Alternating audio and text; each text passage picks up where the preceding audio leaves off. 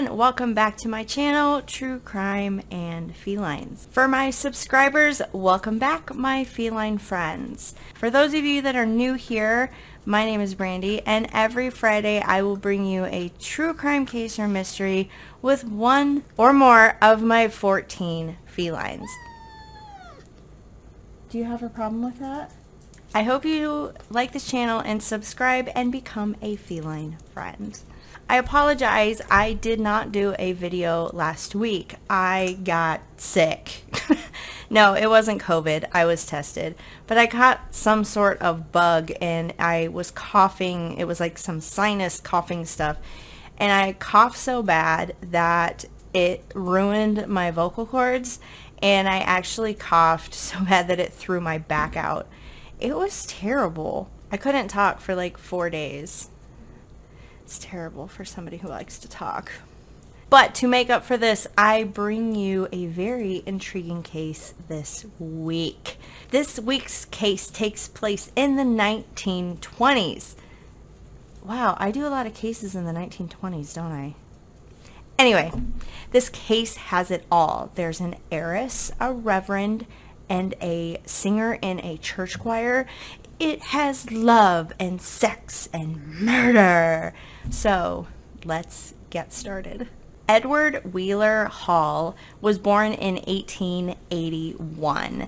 He became a reverend. In 1909, he accepted a position at the St. John's Church in New Brunswick, New Jersey. He met his wife Frances at that church and they were married in 1911. Now Frances was the heiress to the Johnson & Johnson company. You know, they've been around for years, and back then that company was worth $2 million. $2 million in the early 1900s. Now many believed that Edward married Frances out of convenience. Excuse me. Do you mind? Now, many believe that Edward married Frances because of her money. Duh.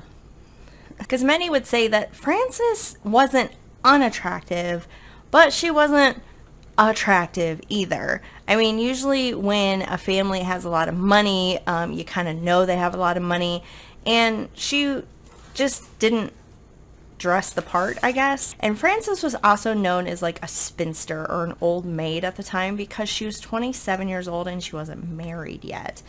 So even with money, she had a hard time finding somebody to marry.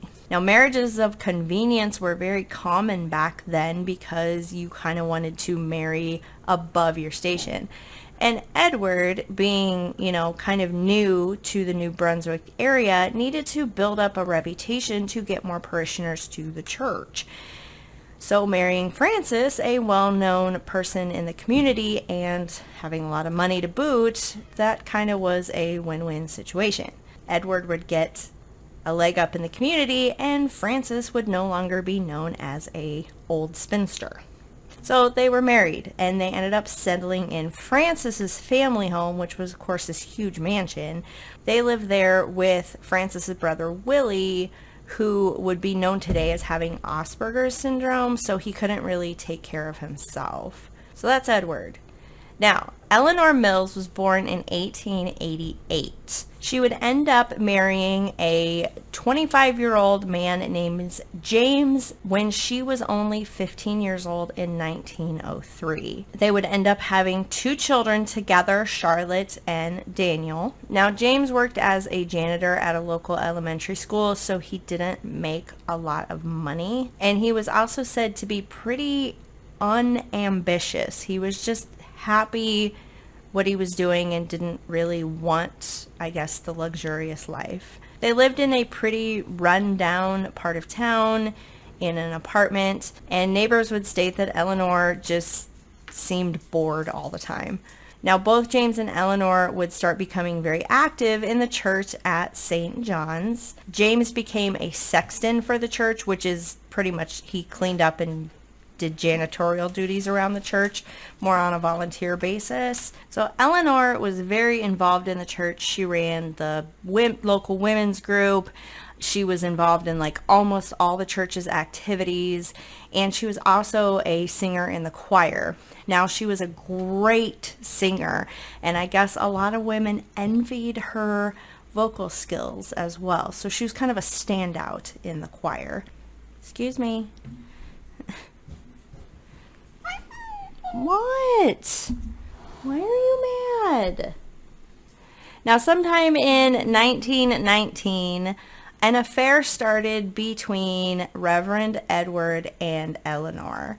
Now, I guess they were kind of careful about it, but people started noticing. So both in the church and in the community, everybody kind of suspected that something was going on between the two. I mean, it became like this town gossip type of thing to talk about. This affair went on for years, and Edward actually ended up paying for a surgery that Eleanor needed that her husband, James, couldn't afford. James would state that he knew nothing about the affair. Actually, both spouses, Edward's wife Frances and Eleanor's husband James, would both state that they knew nothing of an affair, but that came into question when something tragic happened to Edward and Eleanor. When James was kind of told of the affair by the authorities, he stated that that can't be possible because Edward was a really good friend of mine.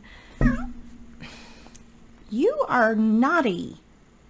Now, on September 14th in 1922, Edward and Eleanor would leave their houses and they would not come home that night. James reported to the authorities that Eleanor left the house about 7 p.m. after getting off the phone with Reverend Edward, and she did not tell James where she was going. Frances stated that Edward left their residence about 7:40 p.m. that night, and saying he was going to go check on Mrs. Mills's medical bill, which was Eleanor's medical bill that he was paying for after her surgery. Now, Frances stated that after Edward left the house, that she stayed up for a while and played solitaire and then went to bed. When she woke up in the early hours of the morning and noticed that Edward was not next to her, she decided to go look for him. So she woke up her brother Willie and they went to the church. When no lights on or the doors were locked at the church, then they decided to walk past Eleanor's house to see if there were any lights on there. They walked past that house and there was no lights on, so they ended up going back home. James stated that he as well woke up in the early morning hours and saw that his wife wasn't home. And he did go to the church to check for her, but found nothing and just went back home and started his day. So Frances called the police station and just inquired if there were any casualties that were found over the night, and the police told her no. Frances and James would end up having many conversations over the hours that their spouses were missing, trying to figure out what was going on. James ended up outright asking Frances if she thought that Eleanor and Edward ran away together. So this kind of proves that he did know what was going on between the two. Frances replies to him and says, "God only knows. I think they are dead and just can't come home." Which would be a weird thing to say if your spouses are only missing for less than 12 hours. James also would end up admitting to the police that there were times that Eleanor would just take off for a couple days, not tell him where she was going, but she would always end up coming back after 2 or 3 days, and he would just deal with it. So on September 16th, 1922, 2 days after Eleanor and Edward went missing, 2 bodies were discovered in a field by a young couple in Somerset, New Jersey, along what is well known as Lover's Lane. The young couple stated at first they thought that the bodies on the ground, that they were just 2 lovers that were napping the way they were arranged. They were both on their back, and the man had a Panama hat down across his face, like shielding him from the sun, and the woman had a scarf across her face as if it was being shielded from the sun as well.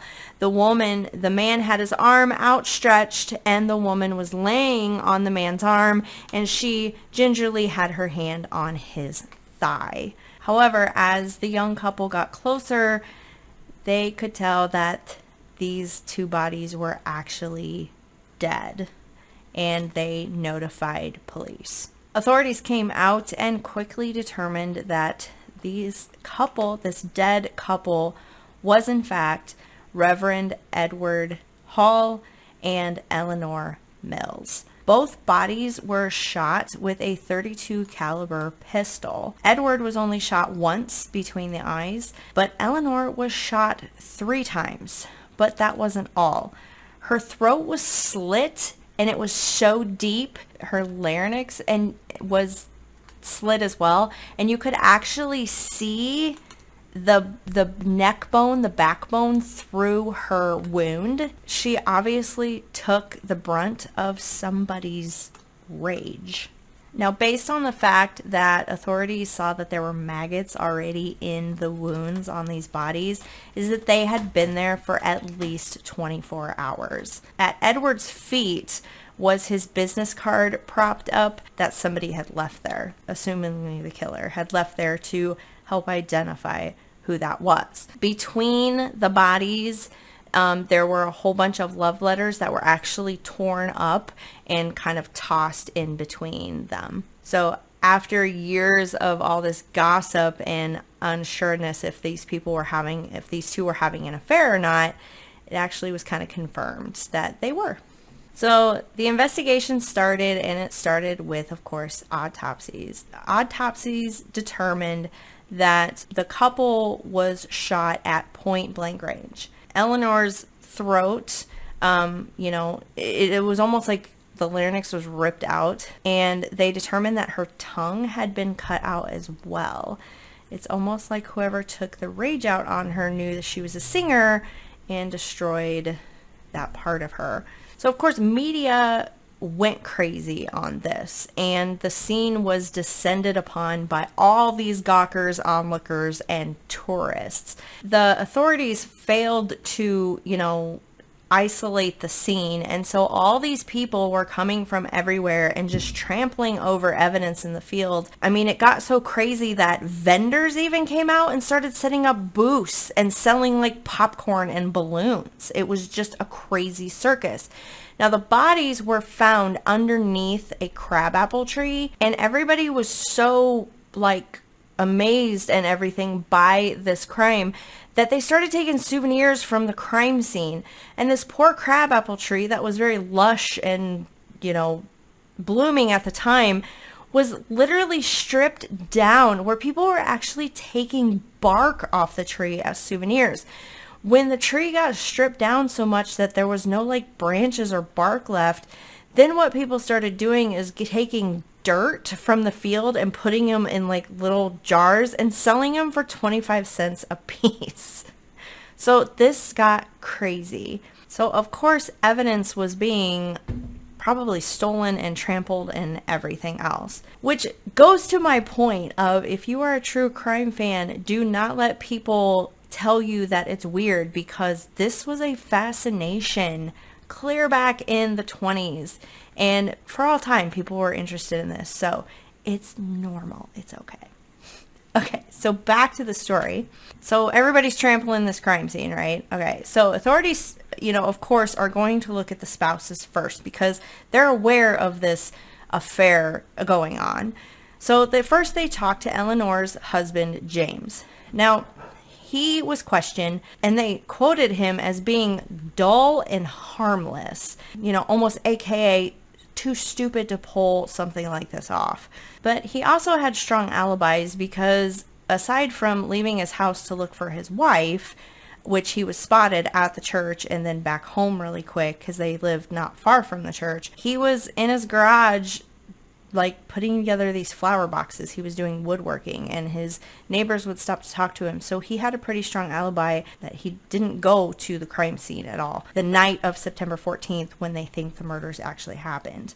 James would also admit to knowing about the affair, but he said he really didn't care. Apparently, he stated that the reason him and Eleanor got married was because Eleanor popped up pregnant before they were married, so Yeah, and the 1920s, it's, you gotta marry who you knock up, apparently, right? And he said, so I guess they just kind of fell out of love, and he really didn't care what she did, apparently. And that he said, yeah, we talked about divorce, but it was too costly and too timely, and so they just kind of did their own thing. So that's how they ruled him out, because he just didn't care. So next they talked to Edward's wife, Frances. Now, Frances had her alibi that she stayed up playing solitaire after Edward had left the house that night for a couple hours, and then she went to bed. This was backed up by their maid, Louise, who corroborated Frances's events. So authorities didn't 100% rule out the spouses yet, but they seemed to have solid alibis, so they started looking in other areas. Now, in steps Jane Gibson. Now, Jane Gibson owned a pig farm right where the bodies were found, or right next to where the bodies were found. And she lived alone. She lived alone on the farm with her son, who was actually special needs. She stated that her dog started barking the early hours of September 15th, which had been the night of September 14th. And she said she got on her horse and, kind of trotted around her farm to see what her dog was barking at. While she was doing that, she came across the crime scene where she stated, where the crabapple tree was, where she stated she saw 2 men and 2 women arguing. She reported she witnessed a man firing the gun at another man, and the man falling to the ground. And then one of the women, started running away, but was quickly caught, dragged back, and then shot 3 times. And then that body fell. And then after the body fell, the remaining woman who was there had shouted Henry for some reason. So authorities thought they had a pretty good eyewitness of what had happened. So they started asking questions to Frances again. But unfortunately, Jane Gibson was kind of a attention whore. I guess is the best way to put it. And she would tell her story over and over to anyone that would listen, including the media. The problem is that her story got very outrageous and more lavishly detailed each time she told it. Then it's starting to get where her story details did not match up with some evidence. For example, she stated that supposedly Edward was standing when he was shot, but evidence shows that he was already on the ground when he was shot.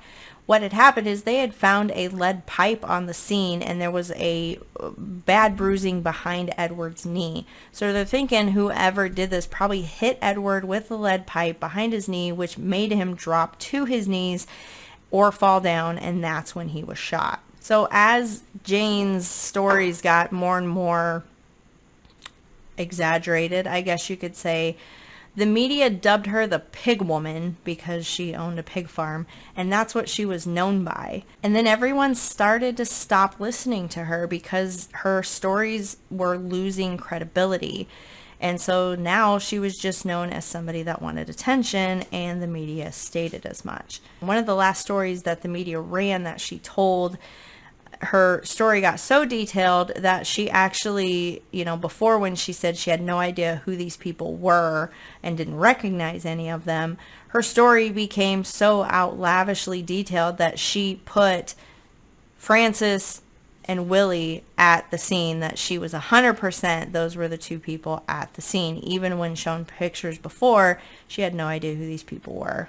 Now, Frances had 2 brothers. She had Willie, who lived with her, who was on the, autism spectrum with Asperger's syndrome. And then she had another brother named Henry. So the cops are taking Jane's testimony that this woman shouted Henry, so it had to be her brother Henry Stevens. They pulled all 3 of them in, started interrogating them, asking them questions, and they ended up letting them go due to lack of any evidence. So this investigation went from 1922 to the early part of 1923, and then everything went cold. Even one of the main investigators that was investigating this case just seemed to disappear. So years went by until in 1926, which had been 4 years after the murders, a man named Arthur came forward to the authorities. Now, apparently he was upset because him and his wife, now it's unclear, he either wanted the annulment or his wife wanted the annulment, but anyway, their marriage was getting annulled or going through the process of getting annulled. But he had a story for the authorities that they needed to know. So Arthur's wife, who he was going through the annulment with, was named Louise. The same Louise who used to be the maid for Francis, the one that backed up Francis's alibi to the police. Now Arthur would go on to say that Louise got information about Edward and Eleanor that they were going to run off and elope together. And she told Francis about this the night of September 14th, 1922. Francis roused her brother Willie, who had a .32 caliber pistol, and they went to find the couple, apparently, in the middle of the night. Allegedly, Louise was paid $5,000 to keep her mouth shut about what she knew and to also back up Francis's alibi. Now, Louise would say that her now estranged husband, Arthur, was a complete liar, and she denied the entire story. But unfortunately, the media picked this up and ran with it, and that was enough for the Somerset police to reopen the investigation and re-talk to Frances and her brothers. During the time they were questioning Frances and her brothers again, things would come up that weren't great and kind of put Frances and her brothers in a bad light. So the first thing is that allegedly Frances sent a brown coat out to be dyed black, and the servant stated that there were stains on it. So of course this came into question. However, according to witnesses and Jane Gibson herself, the pig woman, is that Frances was wearing a gray coat that night when she allegedly went out to look for her husband. Jane Gibson stated that Frances's family attempted to bribe her to keep her mouth shut, but we can all believe what Jane Gibson says at this point. However, that investigator in 1923 that just stopped the investigation and disappeared, they found him, and he actually testified that in 1923, he was paid off by one of Frances's family's lawyers. He was paid $2,500 to stop the investigation and to just leave the state, which he did. So that didn't look too great. Another servant testified that Willie, Frances's brother, had given him a suit to go get dry cleaned that had stains on it. The servant, who I guess didn't trust the family or for whatever reason, took the suit straight away to the police. However, within hours of the police having the suit, it mysteriously disappeared and they never found it. So Frances and her brothers, Willie and Henry Stevens, were taken into custody. And just for good measure, authorities took into custody Frances's cousin named Henry Carpenter, because somebody had said he was a skilled marksman. Frances was able to make bond, but the brothers stayed in jail with the cousin, and she was out on bond during the trial. So the trial starts, and of course, just like everything else, this is a huge spectacle. Vendors showed up on the courthouse grounds selling popcorn and balloons and probably leftover souvenirs. It was stated too that one vendor admitted that he was just taking dirt from his backyard and putting it in the jars and saying it was from the crime scene just to make money. So again, a huge spectacle. So the trial starts, and there were tons of witnesses that were brought to the stand, and evidence was showed. One of the evidence pieces was Reverend Edward's business card that was found at his feet. There were a whole bunch of fingerprints on it, and the fingerprinting thing was kind of new back then, but it was being, developed. And a fingerprint expert had stated that he had found Willie's fingerprint, who was Francis's brother, on the business card. And so he had to be at the crime scene, right? Well, there was a problem with this, is because they failed to secure the crime scene, and when they removed the bodies, the rest of the evidence was still left on the ground. So you have tourists and visitors and media and a whole bunch of cops that were actually touching, and they say they actually passed around the card to the group. So there's a whole bunch of different fingerprints on it. They also said that when Francis, Willie, and Henry were first questioned back in 1922, they showed him the business card and they actually held it. It wasn't in like a plastic thing like it would be today. So his fingerprint could have got on it from that. And also, since Willie lived with Francis and Edward, he could have always got his fingerprint on those business cards as well. So that evidence was kind of weak. To further tell you how much of a spectacle this trial was, Jane Gibson, the pig woman, was set to testify. However, she had become ill because she started suffering from cancer and she was in the hospital. But that didn't stop the court from wanting her to testify. So she was literally brought in on a stretcher, and they had an iron hospital bed facing the jury that they laid her on so she could do her testimony. Like, could you imagine this happening in today's world? Like, it's just insane. But anyway, she ended up testifying, and she saved her best story for the jury. This story was even more lavishly detailed, where she placed not only Francis and Willie, but Henry Stevens as well at the scene. But her depiction of events were so exaggerated, it did not match the evidence at all. When she was questioned on saying that her first story was seeing 2 men and 2 women, and now she's saying she's seeing 5 people in total instead of 4 people total, she then changed her story again, and all of a sudden a car appeared, and that car held the 3rd man that came, that had to be Henry, right? And that car was exactly the model that Francis drove. So, of course, she's putting the suspects right at the scene. But again, nobody really believed her, and everybody was ignoring her. Jane's own mother sat in the guest galley and would yell, "She's a liar, she's a liar, she's a liar." So again, pure trial spectacle, just insane. The defense would end up attacking Jane's credibility. Apparently, Jane had one point stated that she was a widow and that she wanted to help out in the case because her husband was a preacher and had passed away. However, authorities looked through some, marriage records and realized that her husband was not dead and he was not a preacher.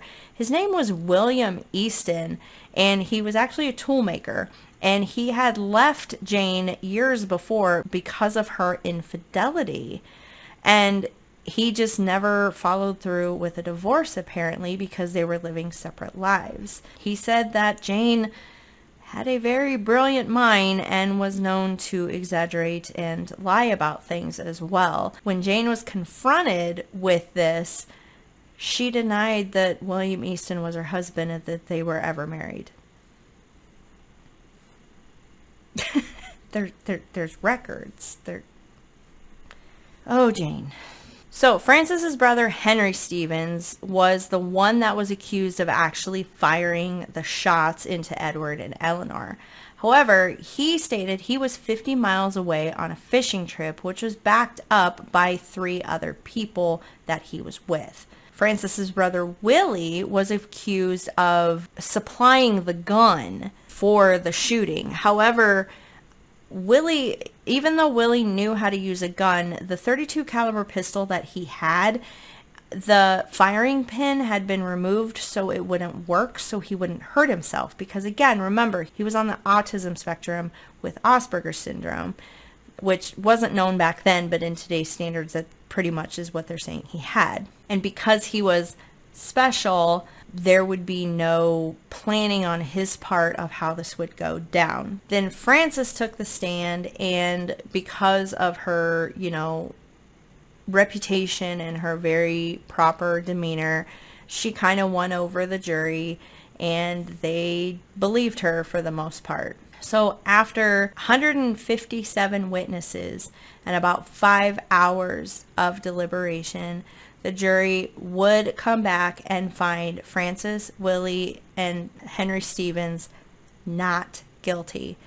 And because of that, they ended up letting Henry Carpenter, the cousin, go, because he really had nothing to do with it at all and had, a very solid alibi. So they were going to try him separate, which they did, but they didn't have a leg to stand on.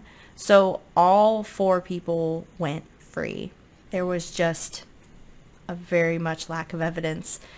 There could have been more evidence, but the authorities did not quarantine the situation, and who knows. Now, after the acquittal, the Stevens family, Frances, Henry, and Willie, actually sued the New York Daily Mirror for libel because they ran all these stories and they were just putting everything anybody was saying out there. The New York Mirror settled out of court for a very large sum of money, but it was disclosed, so we don't know how much that was. Now, a man named Ralph Gorsline, who was a part of the church, he was looked at as a suspect as well, but they never brought him to trial. Apparently, Ralph was a vestryman, I think that's how you say it, at the church. Now, that's where you're kind of a figurehead or one of the leaders at the church, but you're not part of the clergy. So he could be more administrative role. Anyway, he stated that he was actually having an affair with Eleanor before Reverend Edward was, and Eleanor had actually stopped the affair with him to be with Reverend Edward. Now, some say that Ralph was kind of scorned over that because he thought he was in love with Eleanor and that there was going to be, something between them. He also was accused of stalking Eleanor or stalking both Edward and Eleanor and spying on them. And then apparently he hooked up with some woman that had a thing for Reverend Edward. And so they were conspiring together to break them up. And, when that didn't happen, they thought maybe somebody snapped. Authorities did find out that Ralph was close to the crime scene on the night of September 14th, but he was actually with another woman. And Ralph stated he did hear the gunshots, but they didn't say anything or come forward because he didn't want to ruin the reputation of the woman he was with. But Reverend Edward, had his secrets too. Eleanor was not his first affair. There were women that came forward and admitted that they were having an affair with him before Eleanor, and that he kind of just stopped everything to be with Eleanor. And there were women that were kind of trying to get his attention at the church too. So apparently he was very sought after. Now, an attorney and a liberal activist would write a book about this crime in 1964. And then he re-released the book again with some editorial material on his thoughts of who killed Edward and Eleanor. And he blamed it on the Ku Klux Klan. He theorized that they were responsible for the murders in order to send a message to others about being immoral and, shouldn't have affairs and stuff like that. However, a lot of people have kind of debunked this and saying, the KKK was active in New Jersey in the 1920s, but they weren't killing people, nor did they take any responsibility for killing people. So they weren't a violent bunch back then, apparently. So a lot of people think that this is pure speculation on this guy's part and not at all plausible. Other theories that have come forward was that it was local teenagers, that they just wanted to rob Edward because his watch and the money out of his wallet was missing, and it just went sour, bad. bad robbery, I guess. Eleanor's husband, James, was brought up again and, you know, saying that maybe he's putting on a front. Maybe he really did care that his wife was having an affair, but he just put up a front to the police that he didn't, and that worked for in his favor. Now, even at the trial, the defense accused the pig woman of doing it, which was quickly, you know, brushed aside. But some have speculated over the years that maybe her special needs son had something to do with it, and she came out like she did to try to protect her son and tell these other stories. So obviously the case is still unsolved today, although everybody has their opinion, obviously. Now, Frances, Edward's wife, died in 1942 of a heart attack, and she was buried with her husband, Edward. Henry Stevens, Frances's brother, died of a heart attack in 1939. Frances's other brother, Willie, died of heart disease the same year Frances died in 1942 as well. Jane Gibson, the pig woman, died from cancer in 1930. And James Mills, Eleanor's husband, died in 1965. So what are your thoughts on this case? Do you think Frances was behind this? Was it a random killing? Was it the KKK? Did James have something to do with it? And put on a great performance of seemingly not to care about his wife's infidelity.